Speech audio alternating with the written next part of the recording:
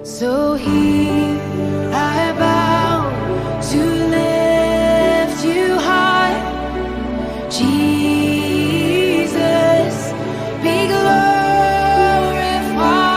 in all. Kemanakah aku dapat pergi, menjauhi roh-Mu yang suci, Kau sahabat. Dan Kau dekat dengan kami Tuhan, dan Kau dekat,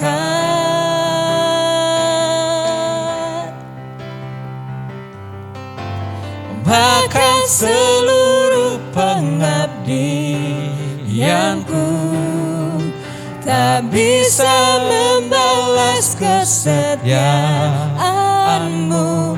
Sungguh mulia, yes Tuhan, dan berharga, dan berharga, sungguh besar pengorbanan-Mu bagiku, terlalu dalam untuk dimengerti. Sungguh besar,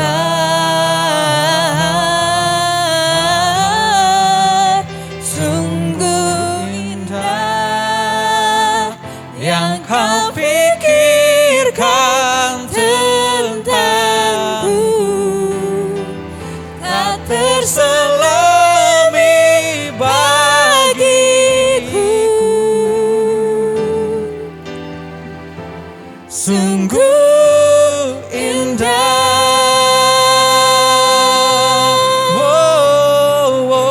sungguh besar pengorbanan-Mu bagiku, terlalu dalam untuk dimengerti. Sungguh besar,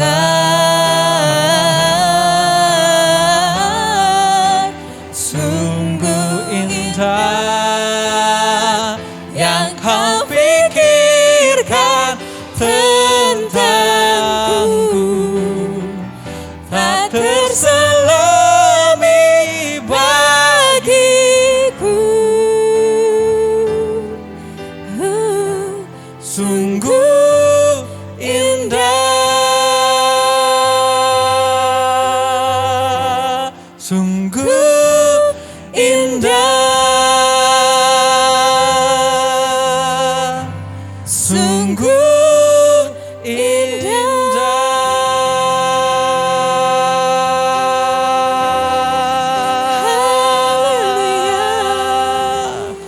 Haleluya. Mari kita memuji Tuhan, mari kita tinggikan Dia. Haleluya. Oh Jesus, Jesus, nikmati hadirat-Nya. Oh,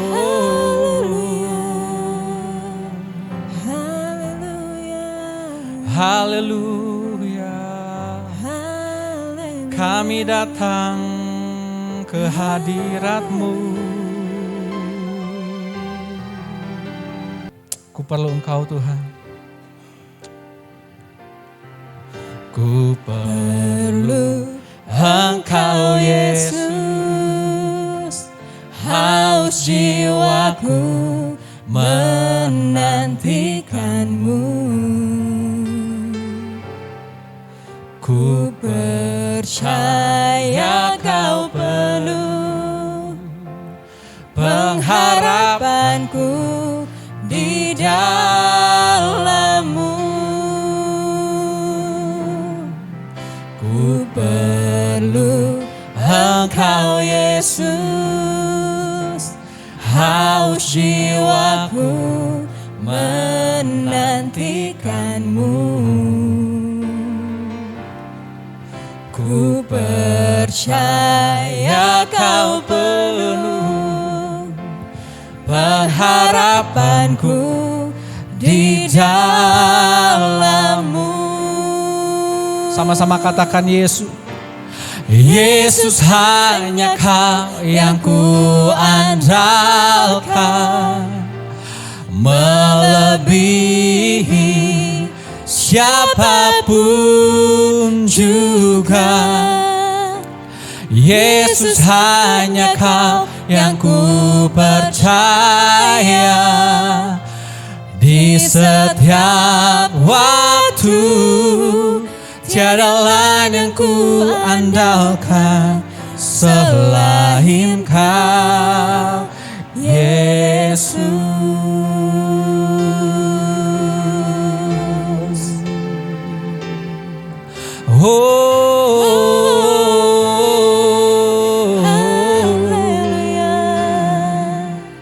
Ku perlu Engkau Yesus, haus jiwaku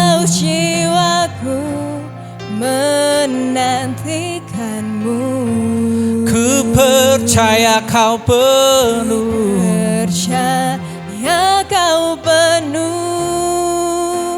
pengharapanku di dalam Yesus. Yesus hanya Kau yang ku andalkan, melebihi siapapun juga. Yesus hanya Kau yang ku percaya, di setiap waktu tiada lain yang ku andalkan selain Kau. Yesus hanya Kau yang ku andalkan, melebihi siapapun juga. Yesus hanya Kau yang ku percaya, di setiap waktu tiada lain yang ku andalkan selain Kau, Yesus. Mari sama-sama katakan, Yesus hanya Kau yang ku andalkan. Yesus hanya Kau yang ku andalkan, melebihi siapapun juga. Yesus hanya Kau yang ku percaya, di setiap waktu tiada lain yang ku andalkan selain Kau. Yesus hanya Kau yang ku andalkan,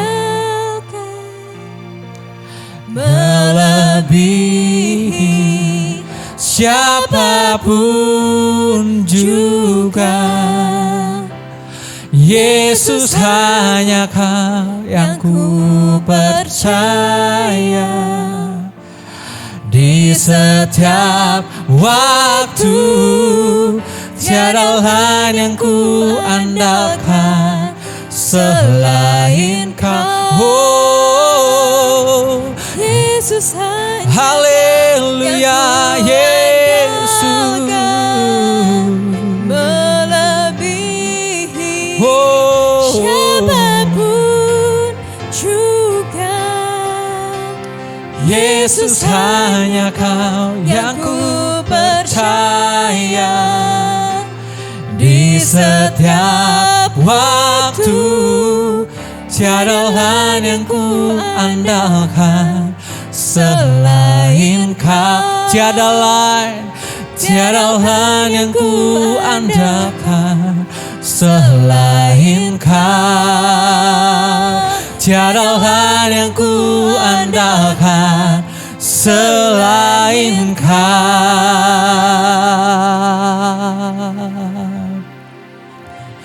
Yesus.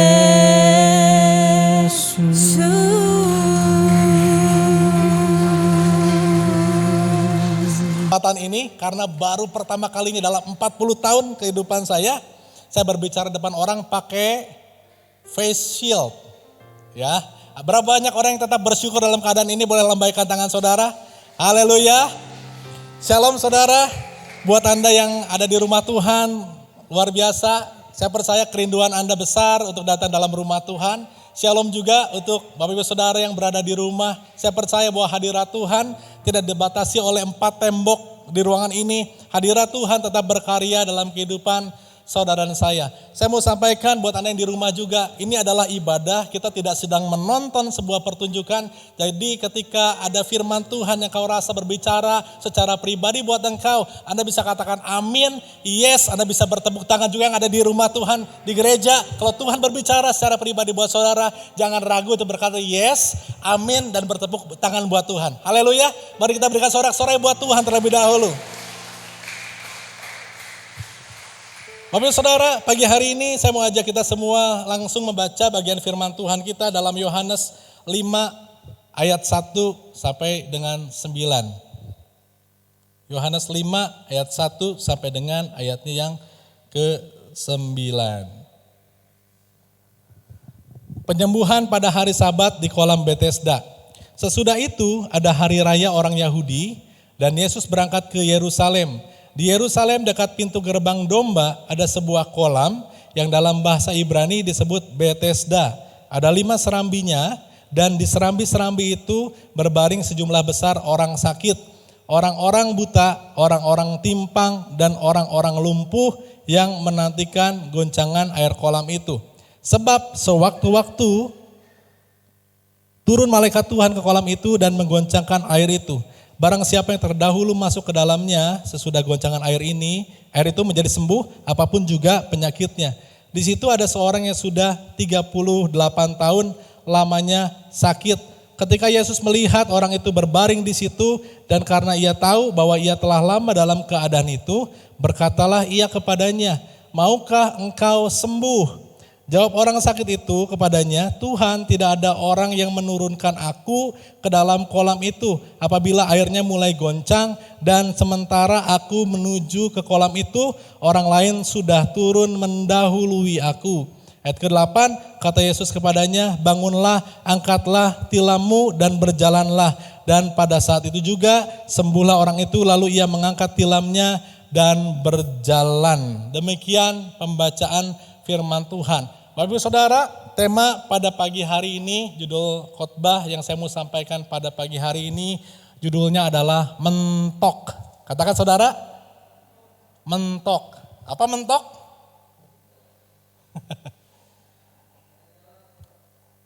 Gak ada jalan keluar, ya buntu, stuck. Kalau bahasa Inggrisnya tuh stuck, ya being stuck. Kalau zaman dulu ada lagunya Lionel Richie, tahu nggak judulnya apa? Stuck on You. Itu lagu cinta sih tentang seorang pria gak bisa pindah ke lain hati, mentok di wanita tersebut, gak bisa kemana-mana. Kalau kayak begitu sih kondisinya enak ya saudara ya. Kalau stuck on love, stuck in love, oke. Tapi kalau dalam sebuah pergumulan kita stuck ya, dalam kondisi kehidupan kita punya visi, kita punya impian, kita punya harapan, dan kemudian tiba-tiba kita merasa stuck. Berapa banyak yang nyaman dengan keadaan stuck? Ada di sini? Tidak ada yang nyaman dengan keadaan mentok, saudara. Ya, mari kita lihat ketika firman Tuhan ini ditulis di Yohanes 5 ayat 1 sampai dengan 9, kita lihat venue-nya di mana, lokasi kejadiannya di mana. Lokasi kejadiannya adalah di kolam Betesda. Betesda sendiri artinya adalah tempat belas kasihan. Sama-sama saudara ulangi, tempat belas kasihan. Betesda adalah tempat belas kasihan. Dan dikatakan sesudah itu ada hari raya orang Yahudi, ya. Diduga adalah hari raya Pentakosta dan Yesus berangkat ke Yerusalem. Tetapi yang menarik di sini saudara, ketika Tuhan sedang berangkat ke Yerusalem, ya, dia menyempatkan diri untuk mampir saudara ke kolam Betesda.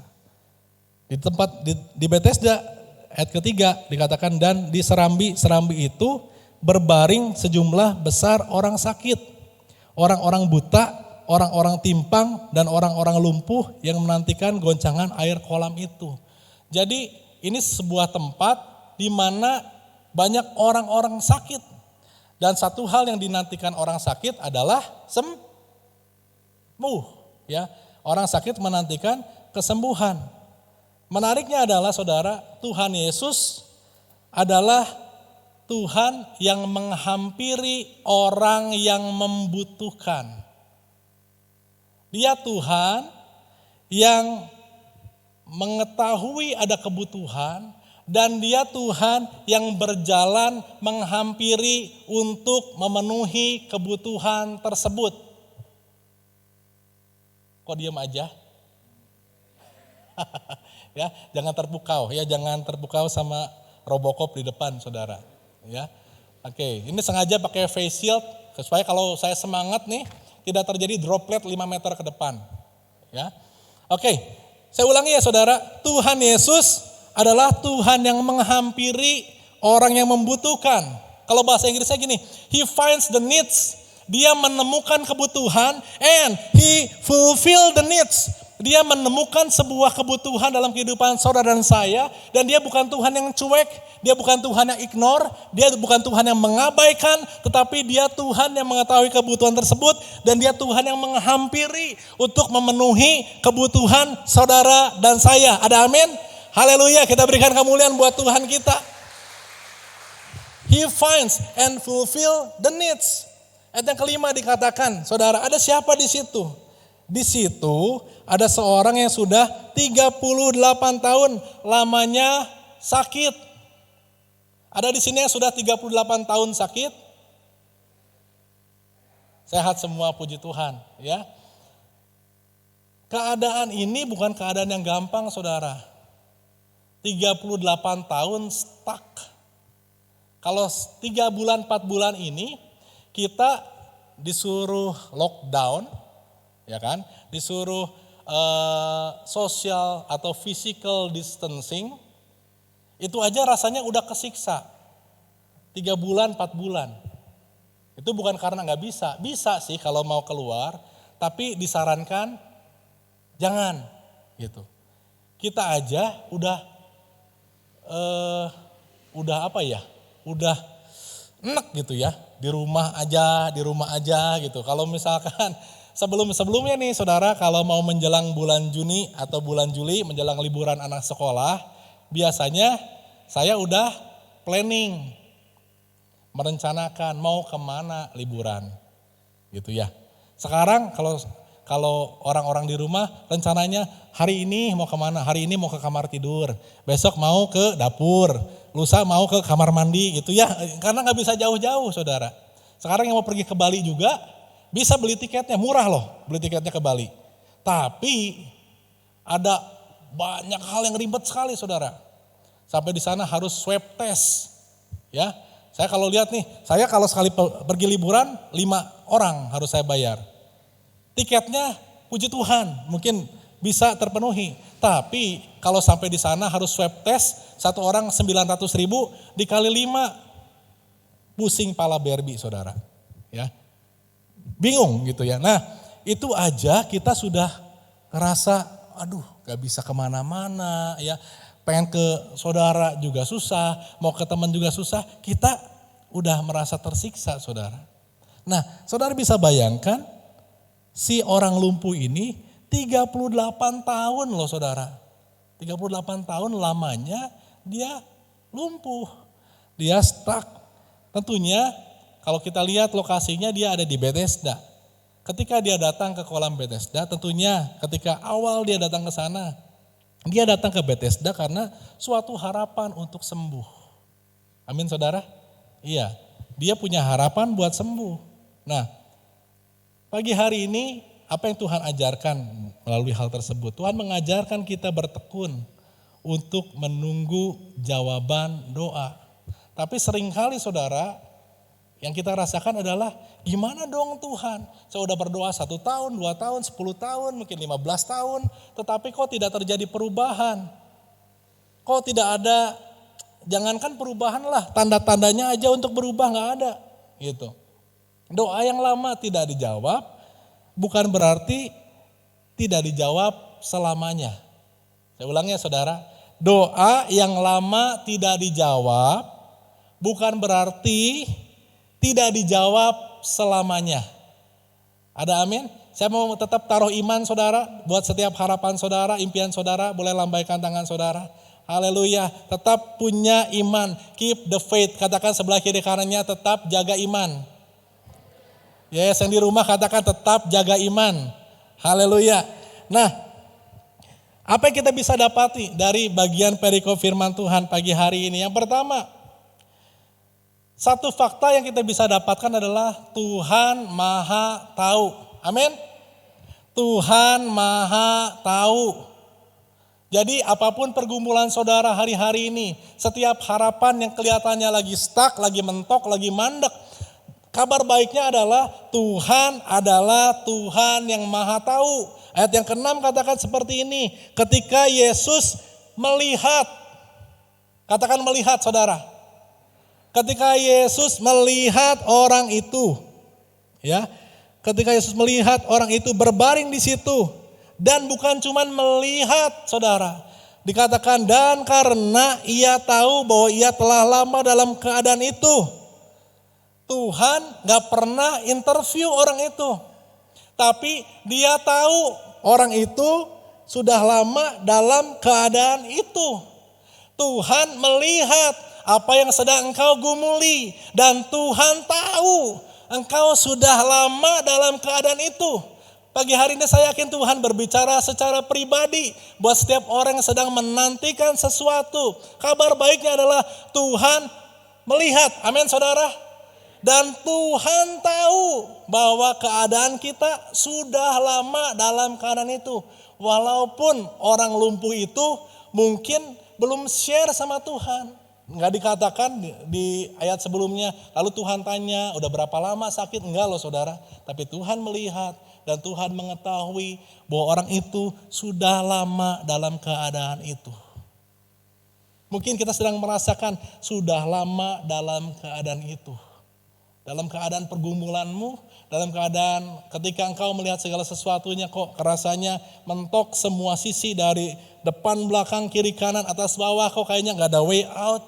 Tuhan melihat dan Tuhan tahu kita dalam keadaan itu. Ketika kita merasa stuck atau mandek, ingat saudara, ingat bahwa firman Tuhan yang berkata pagi hari, ingat bahwa Tuhan melihat dan Tuhan tahu keadaan kita. Ayat yang selanjutnya dikatakan dalam firman Tuhan, karena ia tahu bahwa ia telah lama dalam keadaan itu, berkatalah ia kepadanya. Pertanyaannya pertanyaan yang unik menurut saya.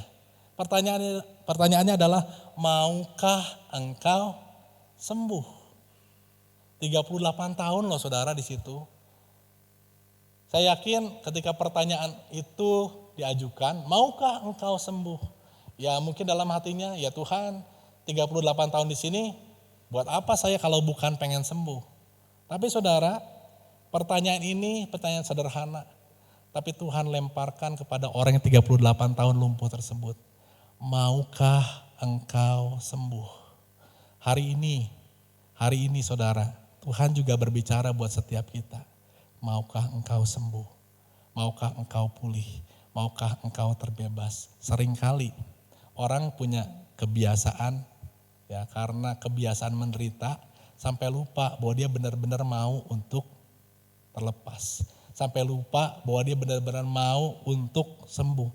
Sampai lupa bahwa dia benar-benar mau untuk dipulihkan. Manusia, oke. Satu pertanyaan kelihatannya unik ya. Kalau nggak mau sembuh ngapain? Nunggu 38 tahun dan stay di Bethesda segala. Sampai bawa tilam bahkan. Ya. Tetapi pagi hari ini saya mau katakan, sesekali ya saudara, kita sangat perlu di-remind, sangat perlu diingatkan atas harapan kita, atas setiap visi-visi yang Tuhan taruh dalam kehidupan kita. Firman Tuhan seringkali kita udah sering dengar, hati yang gembira adalah obat, tetapi semangat yang patah mengeringkan tulang.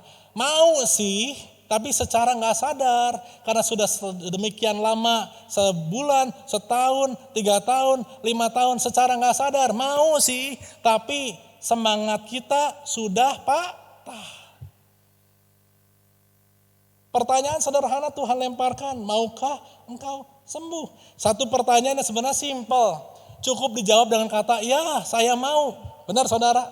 Tetapi saudara lihat dalam bagian firman Tuhan tersebut, ketika Tuhan bertanya, maukah engkau sembuh? Ayat ke-7 jawab orang sakit itu kepadanya, Tuhan, tidak ada orang yang menurunkan aku ke dalam kolam itu apabila airnya mulai goncang, dan sementara aku menuju ke kolam itu, orang lain sudah turun mendahului aku.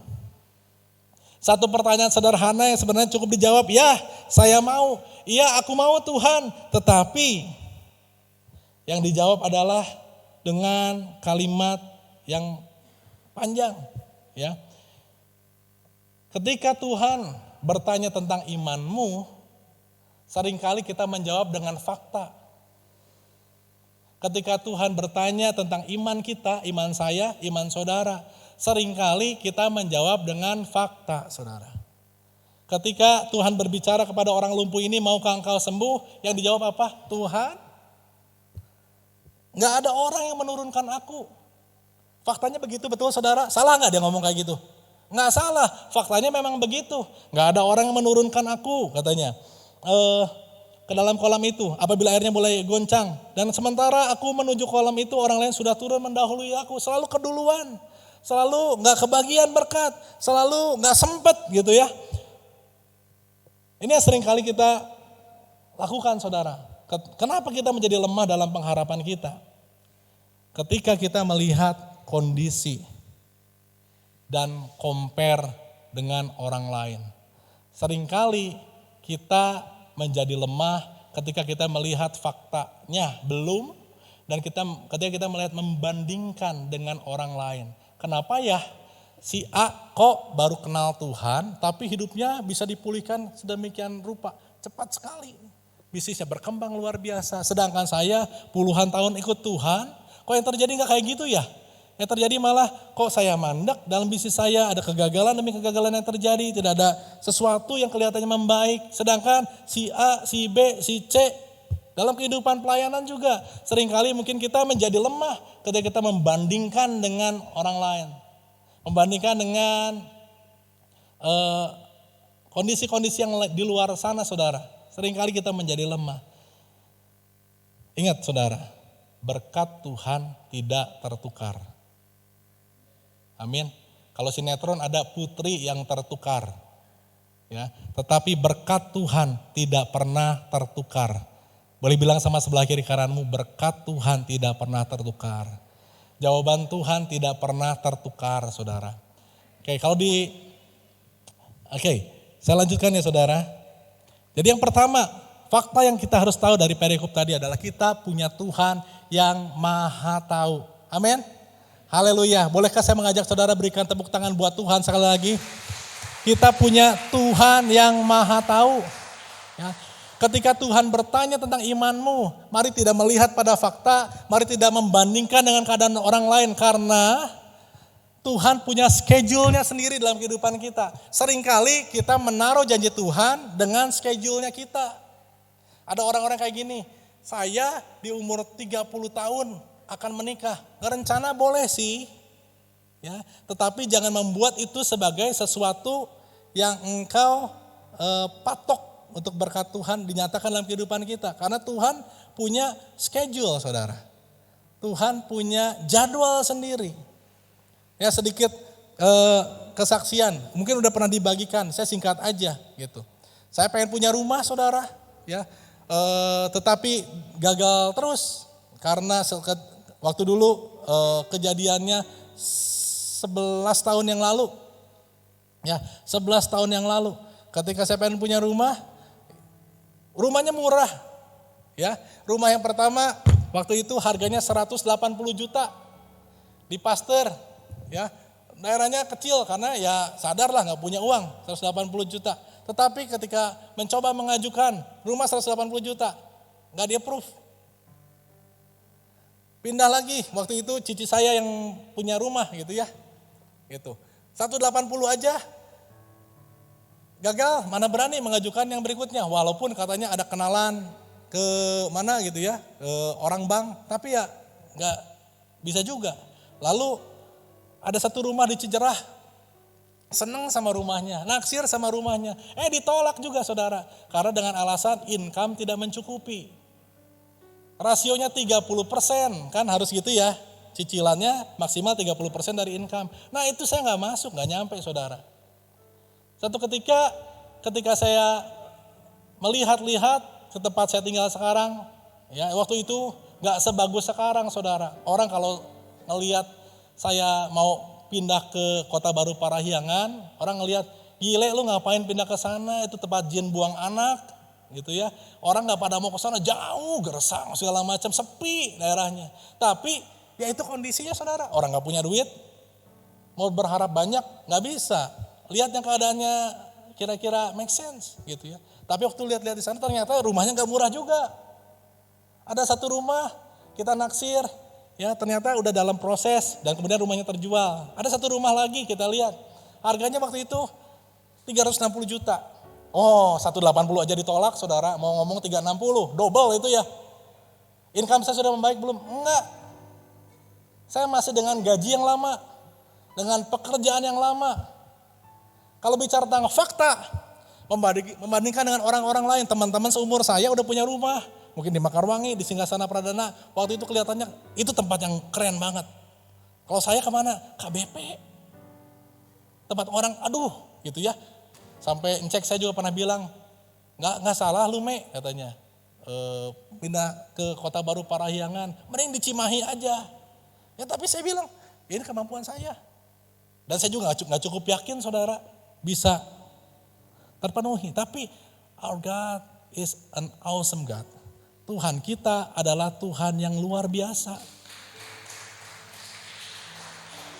Dengan iman memberanikan mengajukan KPR. Untuk harga yang lebih mahal dari sebelumnya saya ditolak. Tapi Tuhan kita adalah Tuhan yang ajaib. Satu hari teman kerja saya, bukan teman kerja, orang ini cuman pernah datang di training saya saudara. Namanya Fernan, kalau mungkin dia dengar ya. Orang ini cuma datang training, dia tertarik dengan cara saya ngajar. Ya, dan gak ada hubungan apapun, nomor telepon aja saya gak pegang. Tapi satu ketika dia cari-cari saya. Bro, ini ada satu perusahaan baru, mau masuk nih di Kota Bandung. Lo mau gak cobain masukin lamaran? Oke lah. Karena saya di tempat saya yang lama, saudara ini sebenarnya udah melanggar undang-undang tenaga kerja. Karena 4 tahun saya statusnya sebagai pegawai kontrak. Gak pernah diangkat menjadi pegawai tetap. Teman-teman saya yang lebih belakangan masuk di kantor saya. 1 tahun jadi pegawai tetap. 2 tahun jadi pegawai tetap. Saya yang paling duluan 4 tahun jadi pegawai kontrak saudara. Outsourcing. Ya, jadi kalau ngomongin secara rating pun pasti gagal untuk masuk ke hitungan bank. Tapi ketika orang ini kontak, oke bro, saya coba masukin. Dan kemudian saya ketemu sama, saya bilang 2,5 kali lipat dari gaji. Dia nggak tanya, ya saya masukin slip gaji segala macam. Saya cuma berapa gaji yang dengan saya ngomong 2,5 kali gaji. Dan apa yang terjadi saudara? Saya di-approve bekerja di situ. Dan ketika saya di-approve, dengan pekerjaan yang baru, approval dari bank juga terjadi. Tapi approval di bank bukan karena gaji yang baru loh saudara. Pakai gaji yang lama, pakai patokan gaji yang lama. Tapi itu Tuhan kita. Berkat Tuhan gak pernah tertukar. Berkat Tuhan gak pernah tertukar. Mari angkat iman saudara. Katakan berkat Tuhan gak pernah tertukar. Yes. Ya. Dan saya selalu amazed akan cara-cara Tuhan. Cara-cara Tuhan yang dahsyat. Yang pertama, Tuhan adalah Tuhan yang maha tahu. Yang kedua, fakta yang kita dapati pagi hari ini adalah Tuhan kita adalah Tuhan yang penuh belas kasihan. Mari terus berdoa. Pray until something happen. Mungkin gak tahun ini, mungkin tahun depan, mungkin 5 tahun lagi. Tapi mari terus berdoa. Kamu kok gampang aja ngomong, berdoa terus. Ya saudara, percayalah. bahwa pengharapan kepada Tuhan gak pernah mengecewakan. Dalam masa-masa saya mau menunggu punya rumah, saudara, Tuhan kirimin tuh temannya papi mertua saya. 2 tahun saya tinggal di rumah tersebut, rumahnya gede 200 meter persegi tanpa bayar 1 peser pun. Saya jadi ingat Elia atau Elisa ya, yang dikasih makan burung gagak. Burung gagak itu adalah burung yang sukanya mencuri, makan bangke, ngerebut. Tapi dia justru jadi GoFood. Dia nganterin makanan. Itu Tuhan. Tuhan kita adalah Tuhan yang penuh belas kasihan. Manusia cenderung fokus pada cara, bukan pada siapa. Mujizat terjadi ketika kita berjumpa dengan Tuhan. Mujizat terjadi ketika engkau bertemu dengan Tuhan, saudara. When we encounter God in His best time. Ketika kita berhadapan dengan Tuhan, di waktu Tuhan yang terbaik. Ada lagunya kan? Waktu Tuhan pasti yang terbaik. Walau kadang tak mudah dimengerti. Lewati cobaan, ku tetap percaya waktu Tuhan pasti yang terbaik. Jemaat saja katakan waktu Tuhan. Waktu, yes. Amin.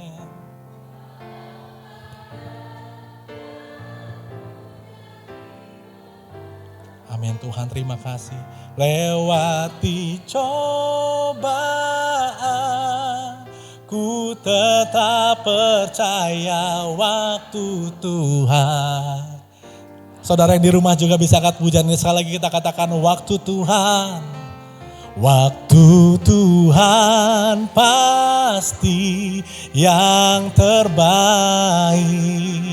Walau kadang tak mudah dimengerti, lewati cobaan, ku tetap percaya waktu Tuhan pasti yang terbaik. Haleluya. Manusia cenderung fokus pada cara, bukan pada ketemu Tuhan. Mari hari-hari ini saudara encounter God. Mari ketemu Tuhan lebih sering. Mari menikmati hadirat Tuhan lebih lagi saudara. Di waktunya yang terbaik Tuhan akan memenuhi setiap kebutuhanmu. Fakta yang ketiga, kita punya Tuhan yang maha kuasa. Ayat yang ke-8 berkata, bangun, angkat tilam, dan berjalan. Ada kuasa yang menyertai. Sampai orang lumpuh ini mau melakukan perintah dari orang yang tidak dia kenal. Kalau zaman sekarang, kejadian di satu kota bakal viral cepat saudara. Kalau saudara lihat di bagian firman Tuhan sebelumnya, sebelum perikop ini ditulis, perikop sebelumnya bicara tentang Yesus menyembuhkan anak pegawai istana. Kalau zaman sekarang, gampang buat percaya. Karena ada berita, hari ini Yesus menyembuhkan anak pegawai istana. Dan kemudian viral beritanya, nyampe lah di Bethesda. Tiba-tiba si orang lumpuh ini baca WA, oh ada Yesus menyembuhkan anak pegawai istana. Dan ketika Yesus datang, mudah buat dia percaya saudara. Tapi zaman dulu gak ada sosial media. Saya yakin beritanya belum nyampe. Kok bisa tahu? Coba lihat ayat berikutnya. Dikatakan orang itu tidak mengenal. Orang lumpuh itu gak mengenal siapa yang menyembuhkannya. Tetapi Tuhan kita adalah Tuhan yang maha kuasa. Ada kuasa yang menyertai. Tuhan kita adalah Tuhan yang punya wibawa ilahi. Sampai orang lumpuh ini mau melakukan perintah dari orang yang tidak dia kenal sebelumnya.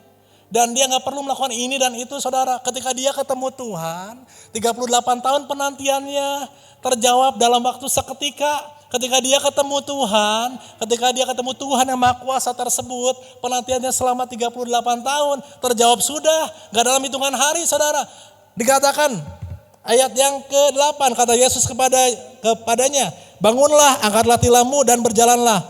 Ayat yang ke-9, baca bareng-bareng ya saudara. Ayat yang ke-9, semuanya baca Alkitab. Oke, baca sama-sama. 1, 2, 3. Dan pada saat itu juga saudara. Sekali lagi ya, dan pada saat itu juga sembuhlah orang itu, lalu ia mengangkat tilamnya dan berjalan. Dia mengangkat tilamnya dan berjalan. Pada saat itu juga saudara. 38 tahun adalah penantiannya. Tetapi ketika di waktu Tuhan yang terbaik, ketika orang ini berjumpa dengan Tuhan, saat itu juga pemulihan terjadi. Bukan masalah 1 tahun, 5 tahun, 10 tahun. Kalau Tuhan udah mengatur schedule-nya kapan. Visi yang Tuhan taruh, impian yang Tuhan taruh dalam kehidupan kita, pergumulan yang sedang kita hadapi saat-saat ini. Di waktu Tuhan, Dia memulihkan saat itu juga. Dia memulihkan saat itu juga saudara. Terlebih kita yang mengenal Tuhan kita. Seharusnya kita menjadi orang yang percaya. Tuhan bukan hanya Tuhan yang menyembuhkan fisik orang tersebut. Tapi Tuhan adalah Tuhan yang menyembuhkan jiwa. Orang ini sudah tidak berpengharapan lagi. 38 tahun cuma nonton orang sembuh saudara.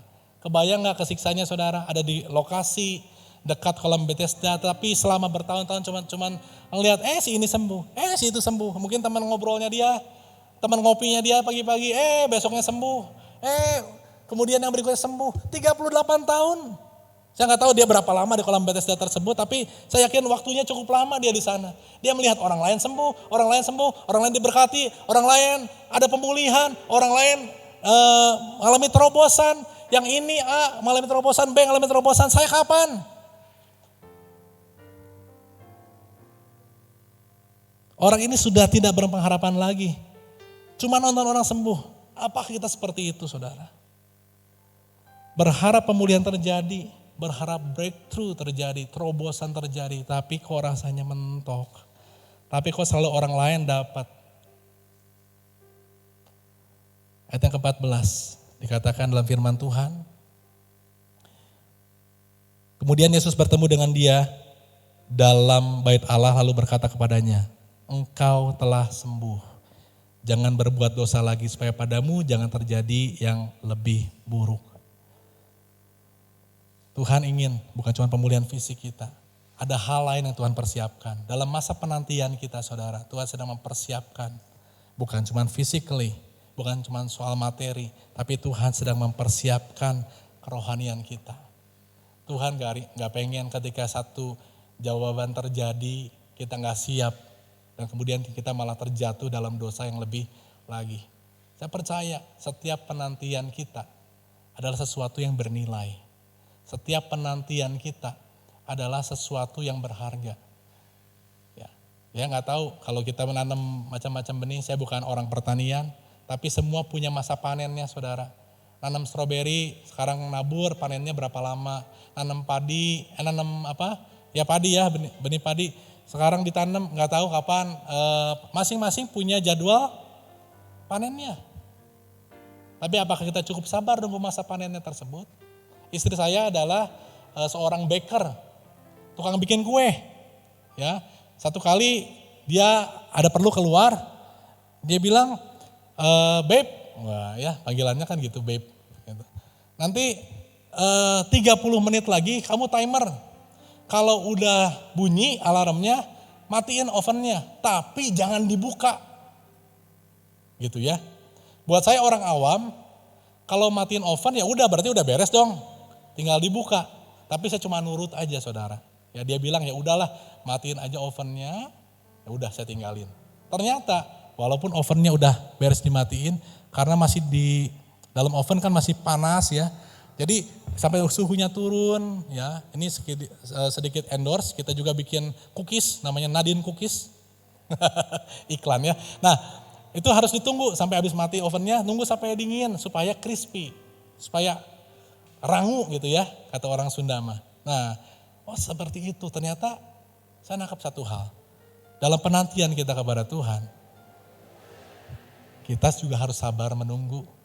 Karena kalau diambil sebelum waktunya, kita nggak bisa menikmati maksimal, saudara. Amin. Tunggu waktu yang terbaik dari Tuhan. Ada sesuatu yang kita bisa nikmati lebih. Are you being stuck? Apakah kita merasa mentok hari-hari ini? Yesus melihat. Yesus tahu. Bukan tentang cara, tetapi tentang Dia. Ya, bukan tentang cara bagaimana untuk menyelesaikan itu semua, tetapi tentang siapa yang bersama dengan kita, tentang siapa yang menjanjikannya, tentang siapa yang melihat, tentang siapa yang mengetahui keadaan kita. Kita punya Tuhan yang melihat, kita punya Tuhan yang mengetahui keadaan kita, kita punya Tuhan yang berjanji, dan dia bukan Tuhan yang suka lalai atas janji-janjinya. Dia Tuhan yang selalu menepati janji-janjinya, saudara. Ilustrasi terakhir, saya hobi miara ikan. Ya, satu kali saya ajak istri saya bikin aquascaping. Ya, bikin aquascaping itu maksudnya akuarium ada tanaman-tanamannya. Gitu. Kita beli akuarium kecil ukuran 40 cm. Kita pilih, medianya apa? Medianya harus pasir malang, kita beli pasir malang. Kemudian saya pengen tanamannya kayak rumput. Jadi kalau misalkan udah beres ditanemin gitu ya, kelihatannya ngarpet gitu. Jadi kayak ada padang rumput gitu ya. Nah, ada cara yang pertama, kita beli tanaman-tanaman yang udah jadi, kita tanemin benih-benihnya. Walhasil 1 hari, 2 hari, 3 hari kita tanemin, yang tanaman tadi yang ditanam-tanam tersebut ngangkat semua. Gagal rencananya. Akhirnya kita pikirin, apa ya? Oh, ternyata ada pupuk, ada benih. Benihnya bentuknya kayak merica, saudara. Ya, di botol kecil gitu. Gak perlu dipakai semuanya. Jadi ketika pasirnya sudah dibasahi, ya, kita tinggal taburi sedikit-sedikit. Sedikit di ujung, sedikit di tengah begitu ya. Dan kemudian step selanjutnya adalah tinggal ngapain? Ditutup pakai plastik. Harus ditutup pakai plastik, kemudian ada lampu yang menyinari. Gitu. Jadi selama masa kurang lebih seminggu itu plastik nggak boleh kebuka, ya lampu nggak boleh mati, harus menyinari. Nah, ketika kita tunggu 1 hari beres naburin benihnya, ya, nggak terjadi apa-apa. Kemudian 2 hari nggak terjadi apa-apa, 3 hari mulai kelihatan warna hijau, cuma titik. 4 hari mulai tumbuh. Dan ketika 7 hari, semua permukaan pasirnya sudah rapih, warna hijau, bagus banget. Tapi gak boleh langsung diairi, saudara. Tunggu dulu.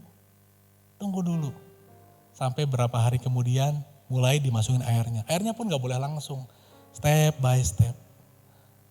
Setahap demi setahap. Dan kemudian beres, airnya udah penuh di akuarium tersebut.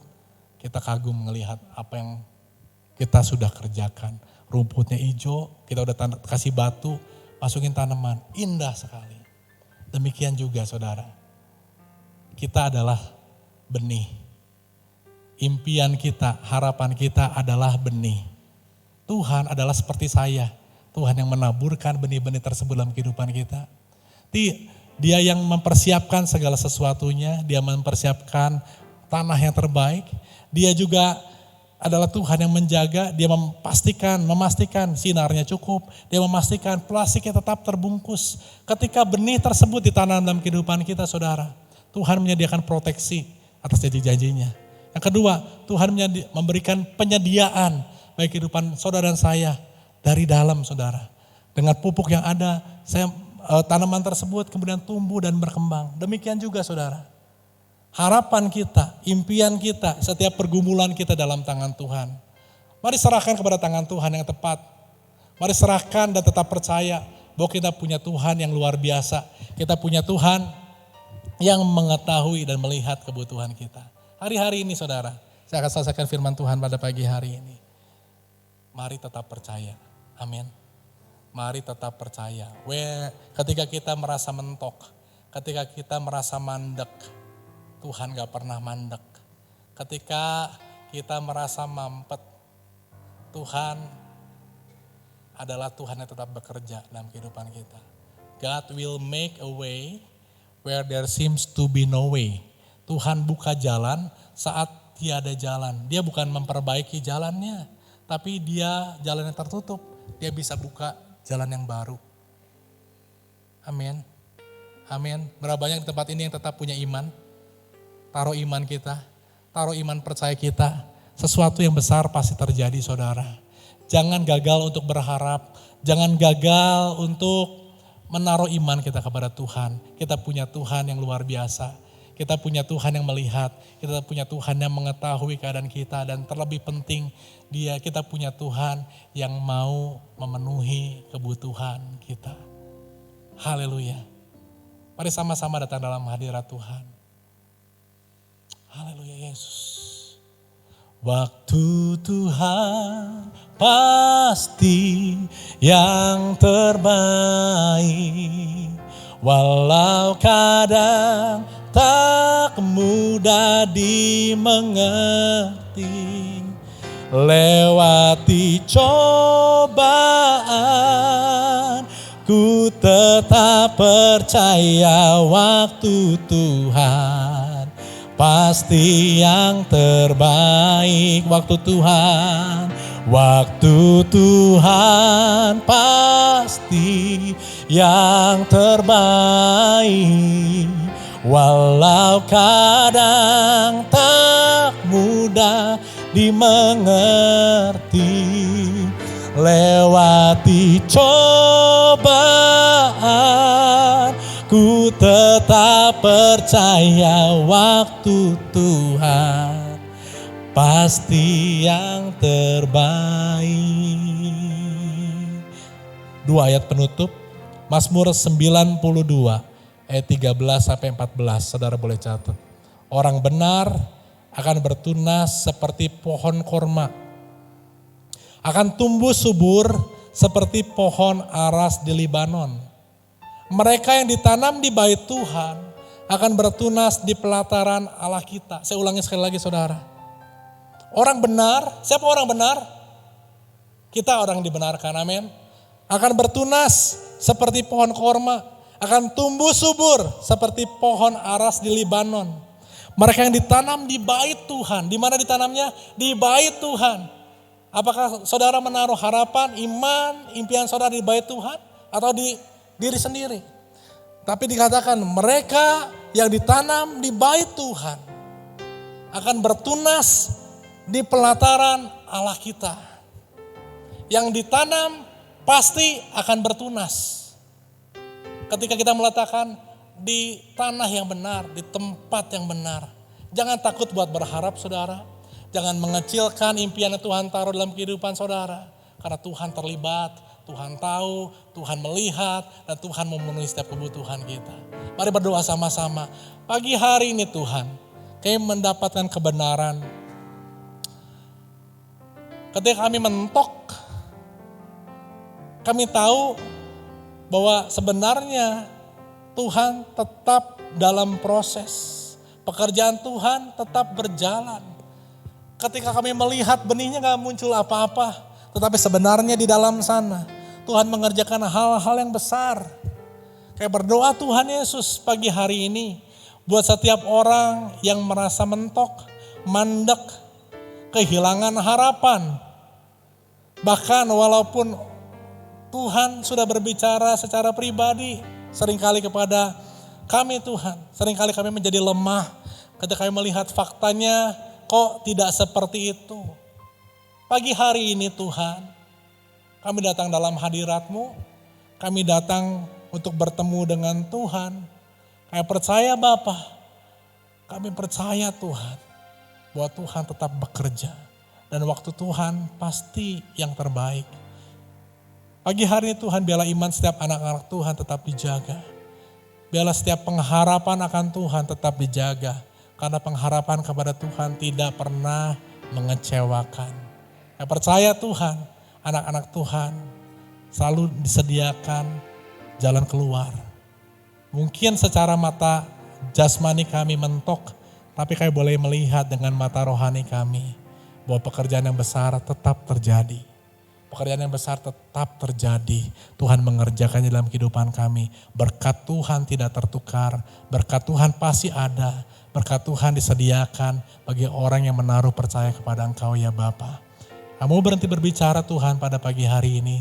Tapi Roh Kudus-Mu tetap berkarya. Roh Kudus-Mu tetap berbicara. Roh Kudus-Mu tetap berkarya dalam kehidupan kami. Terima kasih Tuhan Yesus. Dalam nama-Mu yang ajaib. Kami berdoa dan mengucap syukur. Haleluya. Amin. Things for all my life, I am yours, forever yours. There is a king who bore the scars of healing. There